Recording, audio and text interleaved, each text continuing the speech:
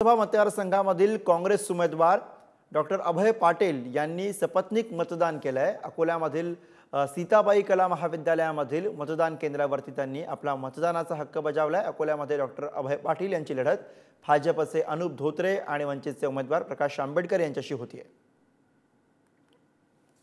अकोला लोकसभा मतदारसंघाची ही लढत अवघा महाराष्ट्र बघत आहे आणि या लढतीत प्रथमच निवडणुकीच्या रिंगणात उभे राहिलेले अभय पाटील डॉक्टर हे आहेत। ते पण सीताबाई कला महाविद्यालयाच्या या मतदान केंद्रावर मतदान करण्यासाठी आले आहेत आणि सहकुटुंब आलेले आहेत। आपण त्यांच्याकडून जाणून घेऊया की या मतदानाकडे ते कसं बघतात। सर, बघितलं तर तुम्ही पहिल्यांदाच या निवडणुकीच्या रिंगणात उभे राहिलेले आहे आणि काय भावना होत्या? प्रचाराच्या दरम्यान अगदी संयमानं अभय पाटील यांनी प्रचार केला, त्यांचे कार्यकर्ते झटत होते। नेमकं आपण या निवडणुकीकडे कसं बघता? ही एक खूप मोठं आव्हान होतं। एक बलाढ्य पक्षाच्या सोबत एक बलाढ्य उमेदवार इथं होते। आर्थिकदृष्ट्या खूप मोठ्या संपन्न पक्षांच्या सोबत आमची लढाई होती।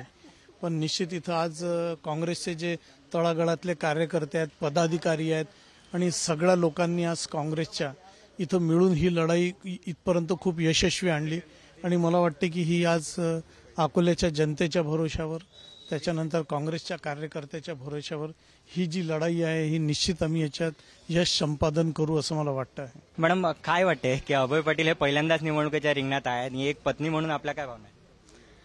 नाही, आता पहिल्यांदा निवडणूक लढवत आहे। आम्ही प्रचार केलेला आहे। प्रचारामध्ये भयंकर लोकांचा रिस्पॉन्स आहे आणि डॉक्टर साहेब तर लढतच आहे, पण लोक सुद्धा आमच्यासाठी लढत आहेत। त्याच्यामुळे छान वाटत आहे। उत्साह, प्रचंड उत्साह आहे अकोल्याच्या जनतेमध्ये। त्यांचे चिरंजीव सुद्धा या ठिकाणी आलेले आहेत। आपण त्यांना सुद्धा जाणून घेऊया की त्यांचे वडील पहिल्यांदा निवडणुकीच्या रिंगणात उभे आहेत, त्यांच्या काय भावना आहेत? एक पुत्र म्हणून काय वाटते? माझे वडील, मला वाटते he is one of the most hardworking person I have ever scene.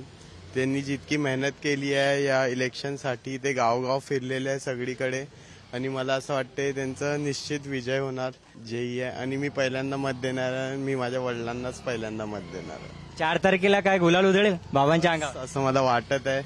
Cameraman Jayesh साबळेसह Pawan Gavai, Pudhari news, Akola.